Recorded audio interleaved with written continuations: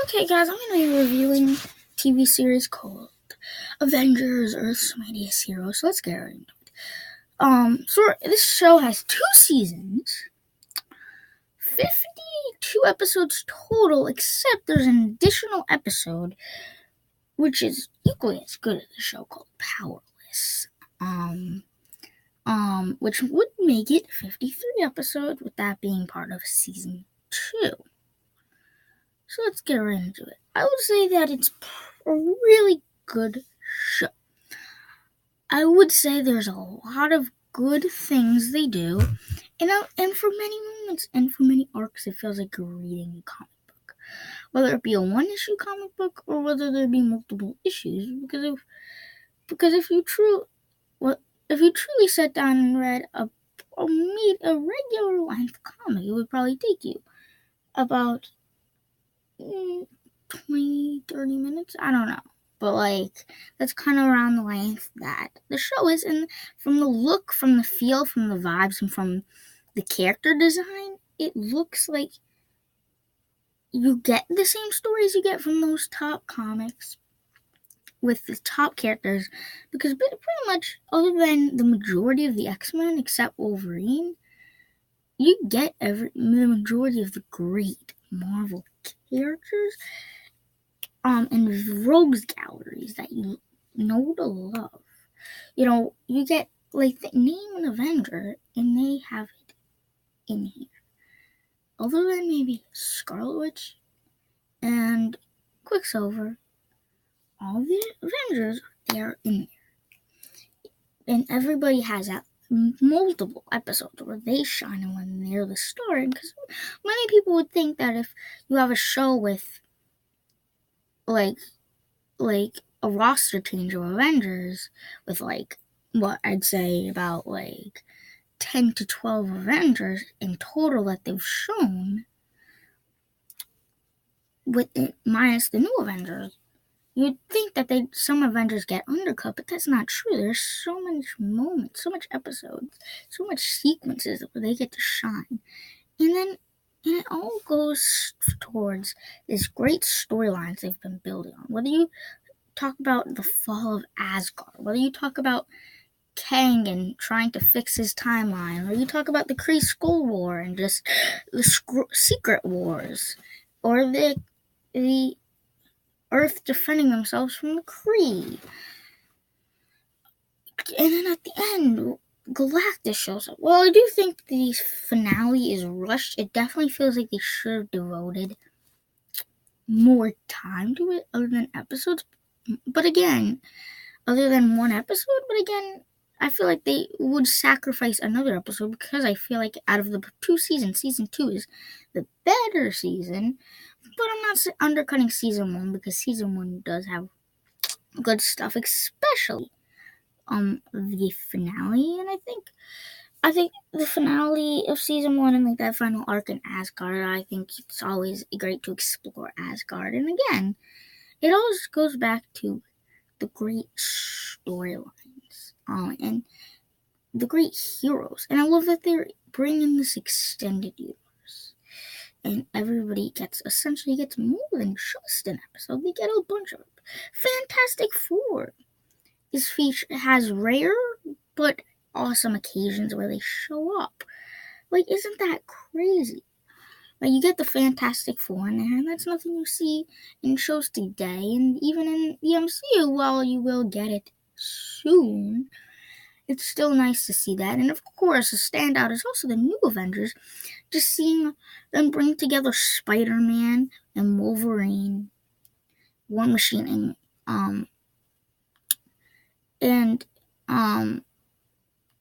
The Thing, just to name a few of those new Avengers, is pretty exciting.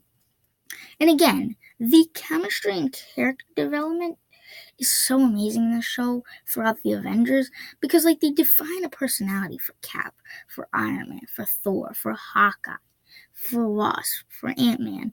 That it makes sense the way they do, and I love where they take characters, especially Hank Pym.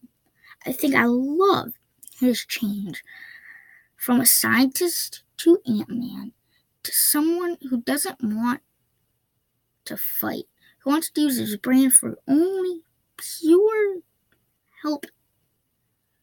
And I just love how when he turns into Yellow Jacket, how much it makes sense that he'd do that based on what you've learned, based on what you've experienced. And I love the dynamics, like the trio of Cap, Iron Man, and Thor are so amazing because you truly see them build a relationship. And I also love the world building on different planets. You really get to feel for understand where the Kree's coming from, where the Skrulls coming from, and for the Secret War invasion, which is perfectly done. Just seeing the Skrulls infiltrate and seeing the Avengers divide towards that sort of thing, and of course it adds mystery to it. And of course the whole idea with Kang is so amazing because they want to save the world, but they don't know if it comes at a cost, the Avengers, And again, I think what makes the action so good is that there's story behind it. That it's not just like Cap throwing down his shield at people. No, there's reasons why. And I think all the villains are so amazingly done. Because they're not just one-time villains. Loki is in it. It probably starts out in episode 5 and is pretty much the villain to the finale of season 1. And then he's in the bonus episode where he gets captured, where he loses. Obviously, that's the end of him, but that's a great end. That's a great arc. And then Kang, he's in his own mini arc of 3 episodes, and then he comes back an episode in season 2. Sorry, I forgot the episode. And back as ever, and it's so amazing just to see it. Just to see villains conveyed so good. And ultimately, you get all the villains you want. Obviously, you don't get Thanos, obviously, but that's because they more than make up for it. For Ultron, for Loki, for Kang, for Galactus, for the Skrulls, for the Kree, for the Red Skull, for Baron Zemo, for the Masters of Evil, for... The list goes on. The list goes on. For Strucker, for AIM, for Hydra, for Red Hulk. For all of these things, they push the series farther. And every villain, I feel like, has personal connections to a certain hero. Whether it be connections that they knew going into their fight, or connections that they did know going into it, especially they're done, and that makes it so much better when you see Hank as Yellow Jacket fighting Wasp in the Avengers. They don't know that there's connections, but since there is, and since Hank does know that there's connections, it makes the fight so much better. Because Winter Soldier is really Bucky, it makes their fight so much better. Because Loki and Thor are half-brothers, makes the fight. It makes their duel so much better. But let's get off, let's kind of get off that. And let's just look at the different, more or less of the characters. But let's look at the stories.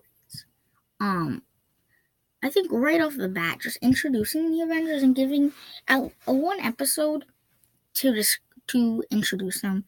Cap, Thor, and Hulk, and Thor all get an episode to introduce part of their solo characters' rogues gallery, their personality, their traits, their abilities, and gives us them in the front lines. Great, and that's great. That's awesome. And of course, again, I'm gonna say it again. I'm gonna say it again. It has great animation. You might think after you, it might think it's kind of weird and stuff because it looks so much like the comics, but that's what we needed. I feel like we needed to like now with Avengers Assemble, it's just too much like the movies, but camped down. Like honestly, like this is just feels like you get great storylines with great visuals, and I think the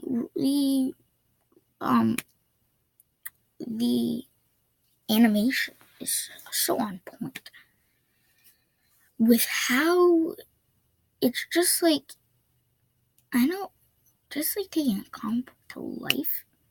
I think that's the best compliment you can get because I know that's what they're going for.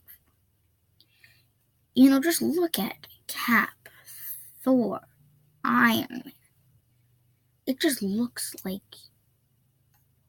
you're reading a comic book with comic book elements, with comic book characters. I can't ask for any more. Although there is, although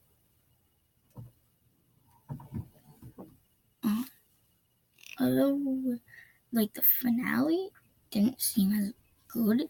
Like honestly, I said this before, and we're just gonna rehash it. But the finale with Galactus, like it brought a bunch of characters, like every character that they, like from the extended Avengers or Mightiest universe, it just brought them together.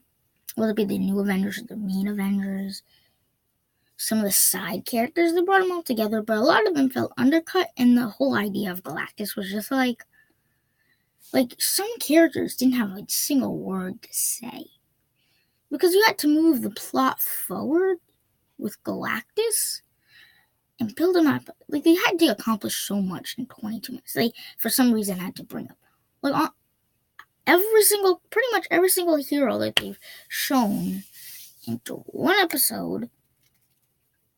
And pretty much some people have nothing to say, have one action, little punch or kick or shot.